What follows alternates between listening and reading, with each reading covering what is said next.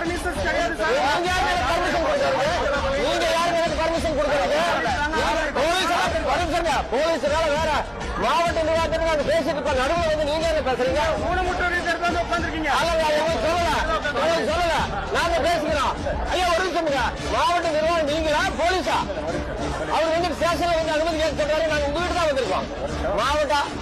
மாவட்ட ஆட்சியர் பார்க்க வந்தோம். நீங்க எங்களுக்கு பதில் சொன்னீங்க. இது யாருன்னு கூட கேட்கல. நாங்க வந்து காத்துட்டு போய் வந்தோம். சொல்லுங்க. சரி சரி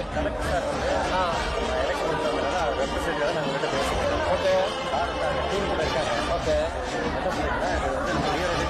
ஓகே நாங்க காத்திருக்கிறோங்க ஐயா.